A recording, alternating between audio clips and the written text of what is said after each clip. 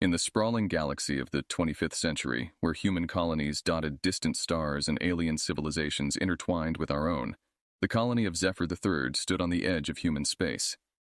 This frontier world, far from the bustling trade routes and political centers, housed a population rugged and resilient, descendants of Earth's most adventurous. David Norwood, a retired Earth Defense Force pilot, lived a quieter life here, far from the cockpit of the fighter jets he once commanded. His days were spent wandering the dusty archives of the local museum, a place filled with relics from Earth's storied past, preserving a history that felt increasingly distant. It was during one of these routine visits that David discovered the Iron Behemoth, a tank from the 21st century Earth, long obsolete and forgotten. Covered in rust and cobwebs, the tank sat silently in a corner, a piece of history overshadowed by more glamorous exhibits of alien origin and human achievements in space. The following week, a delegation from the Skarn, a reptilian race known for their technological prowess and imperialistic tendencies, visited Zephyr III. As part of the cultural exchange, David proudly showed them around the museum. The aliens, towering and sleek, their scales shimmering under the museum's lights, perused the exhibits with a polite disinterest until they came upon the old tank. A chuckle escaped the throat of the lead delegate, a sound echoed by his companions. Primitive. How did humans ever manage to conquer their own planet with such crude machines? The lead Skarn mused, his voice a mix of amusement and disdain. The others nodded, their laughter a subtle ripple of sound that filled the quiet of the museum.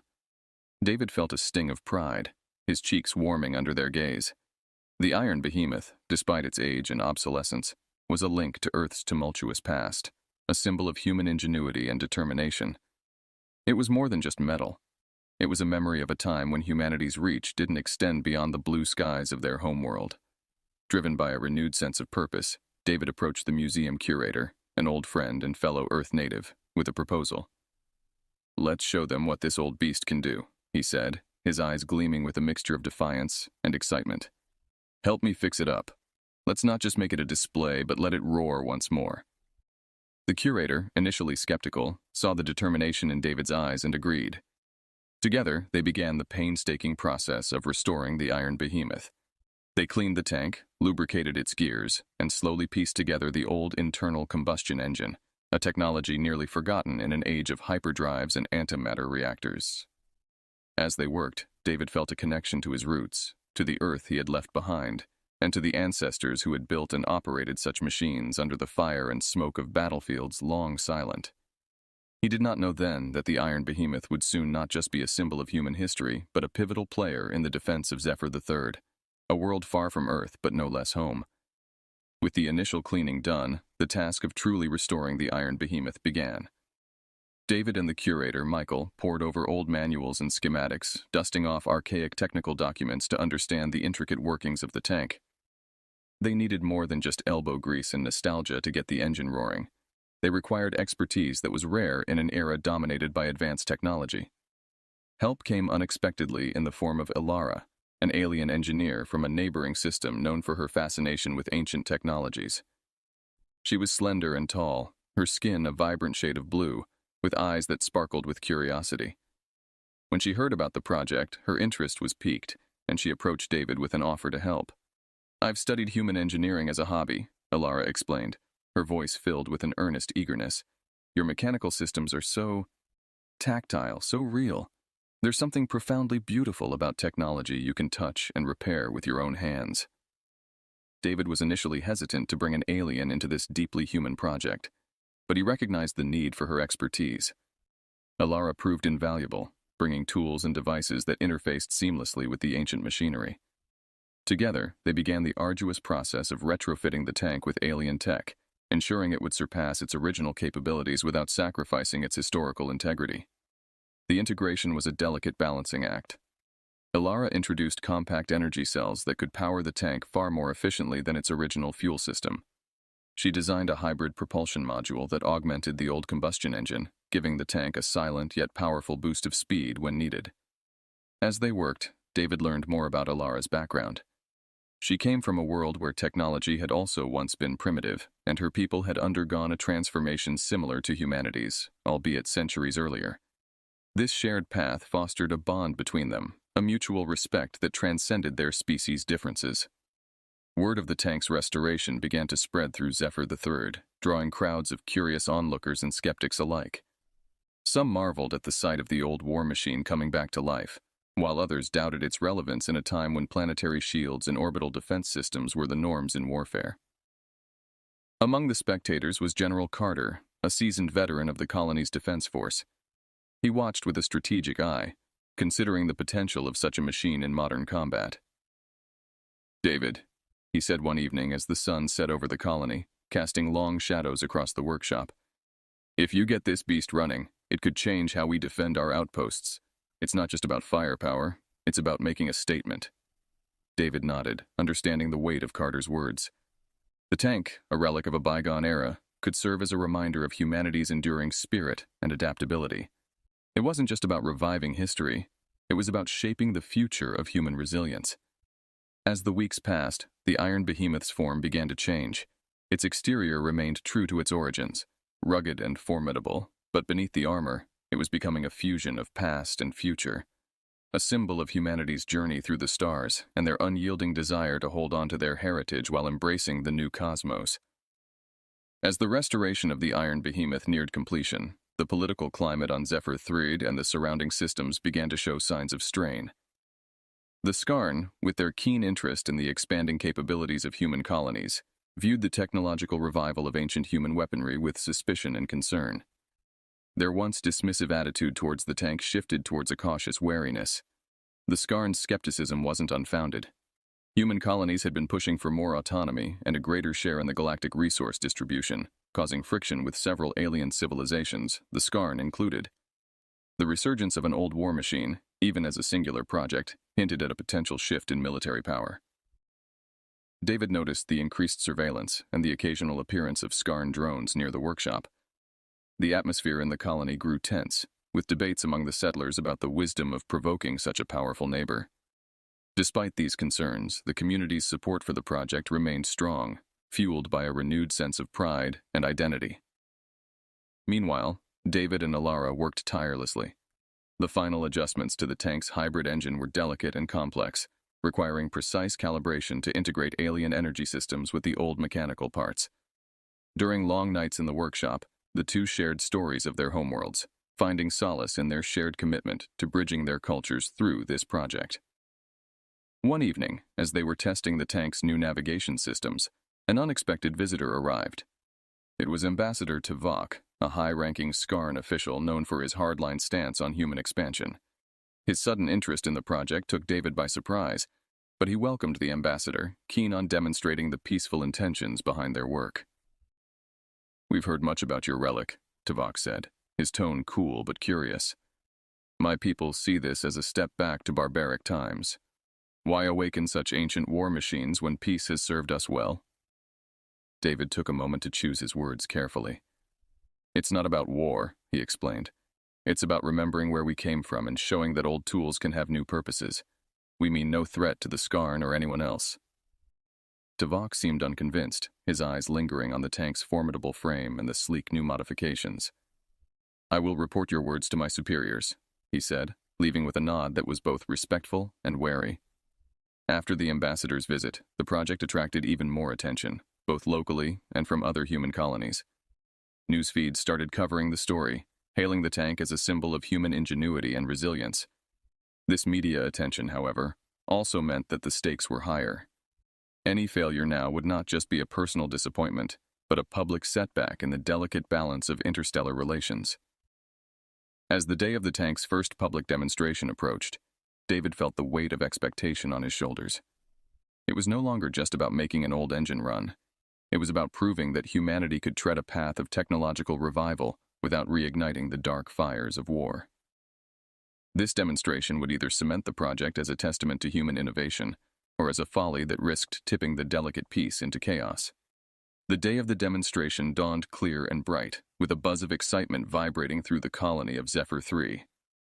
Spectators from various human settlements and a few curious alien representatives gathered at the old airstrip that served as the stage for the Iron Behemoth's revival. The air was thick with anticipation and a hint of apprehension about how the demonstration would be received, particularly by the watching Skarn delegates. David, dressed in a simple mechanic's jumpsuit that bore the marks of many nights spent working on the tank, stood beside Alara, who appeared equally invested in the outcome. They exchanged a brief, nervous glance as they made their final checks on the tank, ensuring that every system functioned as intended.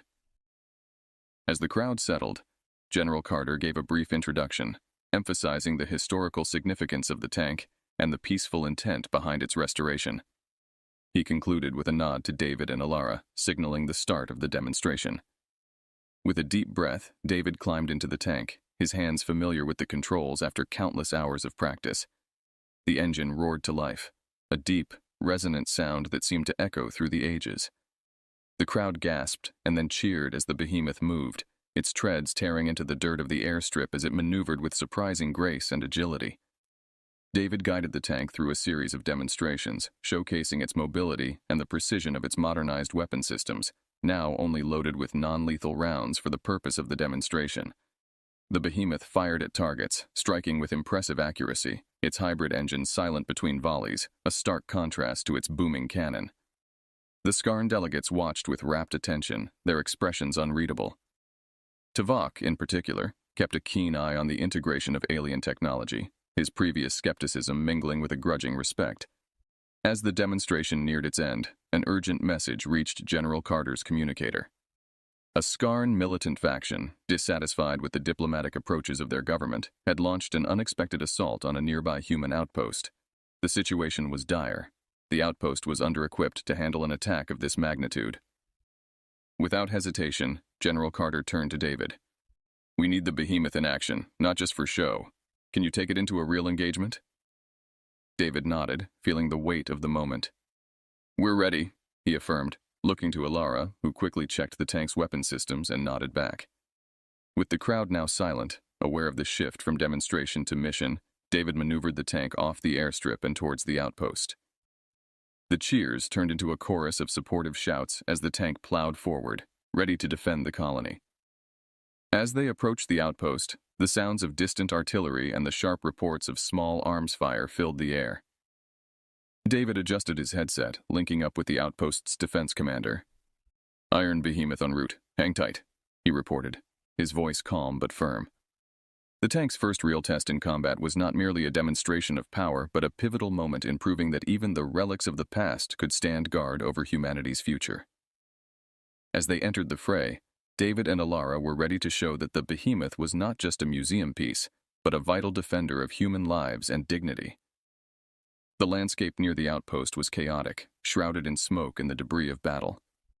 As David piloted the iron behemoth closer, the distinct sound of its engine and the rumble of its treads added a new layer to the battlefield's cacophony.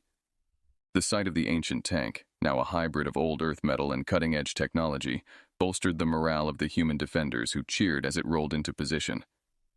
Inside the tank, David's focus was laser-sharp. He maneuvered the behemoth into a strategic position, using the natural contours of the land for cover. Alara monitored the weapon systems, her fingers dancing over the controls, ready to deploy their newly integrated capabilities. The Skarn militants were initially taken aback by the appearance of the tank. Their advance hesitated, giving David and Alara the opportunity to strike.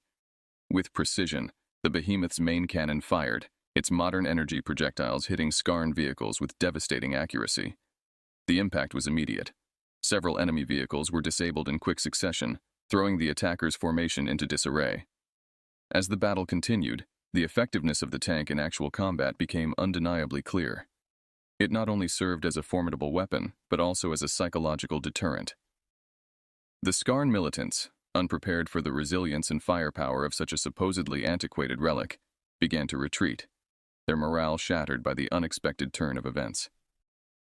General Carter, monitoring the situation from a command center, noted the tank's success with satisfaction and relief. The iron behemoth was not just holding the line, it was pushing it forward, forcing the militants into a full retreat. He immediately relayed updates to other outposts, using this new advantage to coordinate a counteroffensive. In the midst of the chaos, a temporary truce was called by the Skarn's official government delegation, alarmed at the escalation and the involvement of their rogue militant faction. Ambassador Tuvok reappeared, this time on the battlefield itself, under a white flag. He approached the behemoth, which powered down its weapons as a gesture of parley. David exited the tank, his figure emerging from the hatch to stand before Tuvok. The air was tense with the recent echoes of battle, but there was a mutual recognition of the need for dialogue. "Ambassador," David started, extending a hand in a traditional human gesture of peace. "This wasn't our intention. We restored the behemoth to protect our people, not to start a war." Tuvok accepted the handshake, his clawed hand wrapping awkwardly around David's. "I see now the error in underestimating human resolve and your technological capabilities," he admitted. "We must discuss a peaceful resolution. My people do not wish for further bloodshed." The meeting led to a temporary ceasefire as negotiations began between the human colonies and the Skarn. News of the behemoth's role in thwarting the attack spread rapidly, turning the tank into a symbol of human innovation and resilience. It showed that even relics of the past could adapt and thrive in the new galactic environment, inspiring not only the people of Zephyr III, but also other human colonies to look back into their history for solutions to modern problems. As David and Alara returned to the outpost, there was a sense of accomplishment, but also a heavy responsibility. They had changed the dynamics of human-Skarn relations, and now they had to navigate this new landscape with as much skill as they had the battlefield. Following the surprising success of the Iron Behemoth in combat and the subsequent ceasefire, the tank quickly became more than just a piece of restored machinery. It emerged as a potent symbol of human innovation and adaptability. Within the human colonies, the story of the behemoth inspired a wave of interest in reviving and repurposing older technologies, blending them with modern advancements. David and Alara, now recognized as pioneers in this new technological renaissance, were invited to speak at various conferences and workshops across human-controlled space. They shared their insights on integrating alien technology with human engineering, offering a blueprint for others to follow. During one such conference on Nova Terra, a major hub for human ingenuity, David took the stage to address a packed auditorium. "Our ancestors built machines like the Iron Behemoth to survive their world wars," he explained, his voice echoing through the hall. "We've shown that these machines can be more than just museum exhibits. They can be adapted, upgraded, and utilized to protect our futures." Alara, joining him on stage, delved into the technical aspects. "The Behemoth's success lies in its hybrid systems. We retained the original combustion engine, integrating it with a silent ion drive and state-of-the-art energy weapons. This approach can be applied to various other technologies, old or new." As interest in their project grew, so did the attention from both human and alien governments.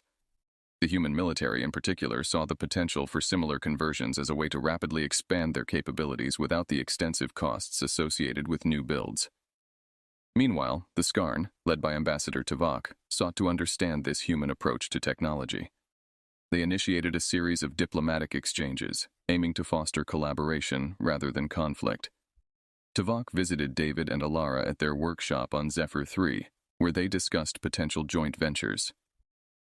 "We have technologies that could benefit from human creativity," Tuvok admitted, looking over the designs and prototypes that filled the workshop.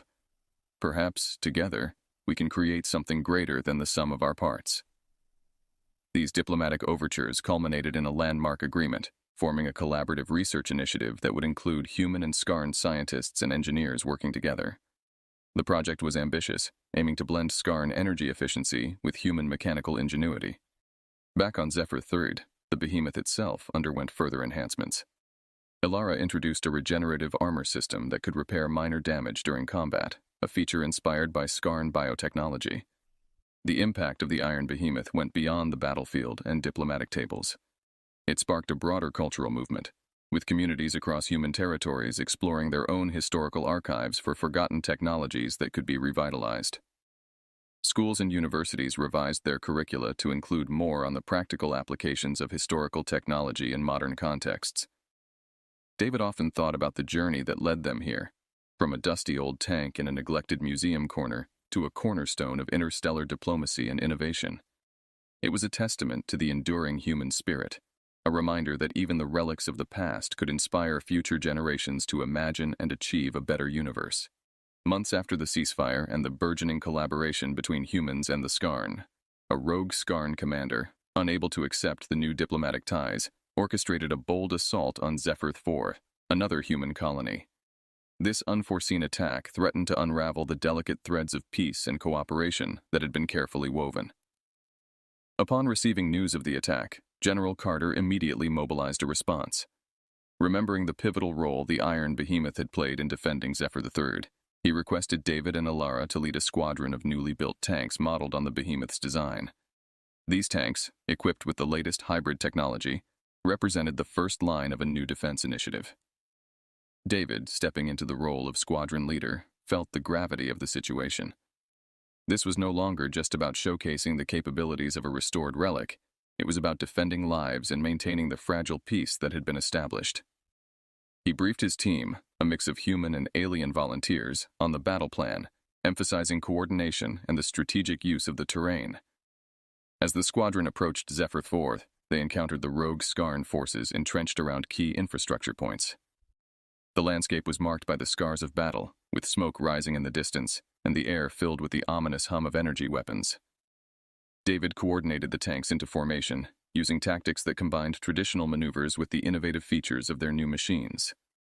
The Behemoth led the charge, its presence on the battlefield a rallying point for the human forces and a stark symbol to the Skarn of human resilience and technological advancement. The battle was intense, with both sides exchanging heavy fire. Alara, remotely managing the squadron's systems, relayed critical information and tactical suggestions to David. Together, they exploited weaknesses in the rogue Skarn's defenses, using the tank's advanced mobility and firepower to break through their lines. Amidst the chaos, a turning point came when David directed his tank directly at the rogue commander's position. With precision targeting, assisted by Alara's calculations, they disabled the commander's vehicle, capturing him and effectively decapitating the rogue faction's leadership. The success of the tank squadron not only quelled the rogue attack, but also demonstrated the effectiveness of the new human-Skarn technological collaborations. The swift resolution of the conflict with minimal casualties on both sides was a testament to the strategic and technological advances that had been made. In the aftermath, the official Skarn government publicly denounced the rogue commander and his actions, reaffirming their commitment to peace and collaboration with the human colonies. This stance helped to solidify the newly formed bonds between the two species, showing that mutual respect and cooperation were possible even in the face of internal dissent. The victory at Zephyr IV was celebrated not just as a military success, but as a victory for diplomacy and progressive thought. David, once a retired pilot turned tank restorer, now stood as a leader in a new era of interstellar relations. The tanks, especially the Iron Behemoth, had not only defended a colony, but had also defended the idea that unity and shared knowledge could forge a path to a peaceful future. In the wake of the successful defense of Zephyr IV and the quelling of the rogue Skarn faction, a celebratory atmosphere pervaded the human colonies. The triumph was not merely a military one. It was a definitive move towards lasting peace and cooperation with the Skarn and other alien races. David, once just a retired pilot and now a celebrated hero, felt the weight of his new responsibilities. The peace negotiations that followed the battle were extensive. David, alongside Ambassador Tavok and other key figures from various races, played a crucial role in framing the new treaties. These agreements went beyond simple non-aggression pacts, embedding deep collaborative ventures in defense, technology, and cultural exchanges. David and Alara, recognized as pioneers in their field, continued to work on advancing human and alien integration in technology. Their workshop on Zephyr III became a hub of innovation, frequented by delegates and scientists from across the galaxy. The Iron Behemoth, once a symbol of war, now stood as a monument to unity, displayed at the colony's central square. Reflecting on their journey, David often wandered around the workshop, looking at the new projects they were developing, projects that were possible because of the paths they had paved. "We've come a long way," David mused one evening, watching a sunset paint the sky with colors that seemed to echo the hues of their diverse galaxy. Alara, joining him with a smile, agreed. "Yes, and there's still much to explore and create. Our past innovations like the Behemoth taught us how to look backward to move forward. Now, every project we undertake can carry that legacy." Their latest endeavor was a multi-species education program designed to teach the next generation about the importance of diverse perspectives in solving complex problems. It was an idea born from their experiences in the field and at the negotiation table, understanding that the future required a melding of minds, not just technology. The program quickly gained traction, with children from different worlds and species learning together, sharing their heritage, and building friendships. These young students saw the Iron Behemoth not just as a relic, but as a reminder of what can be achieved when cultures unite and work toward a common goal. As years passed, David saw the fruits of his labor grow and flourish. The colonies grew stronger, not just in their defenses, but in their communities and shared knowledge. The bonds between the human and Skarn populations, once strained by prejudice and misunderstanding, now thrived on mutual respect and collaboration. One day, standing before the Iron Behemoth with a group of young students, David felt a profound sense of completion. This tank, he told the wide-eyed children, helped save a colony, but more importantly, it helped us understand that our strength lies in our unity and our willingness to embrace each other's differences. The children listened, captivated, not just by the tales of battles and technology, but by the idea of a universe where peace was the true goal, and where every species could contribute to a tapestry as diverse and vibrant as the cosmos itself. As the sun set on another day in Zephyr 3, the stars began to twinkle in the sky, each one a beacon of possibility in the vast universe. And beneath those stars, David knew that the legacy of the Iron Behemoth would live on, not as a weapon of war, but as a bridge to a brighter, united future.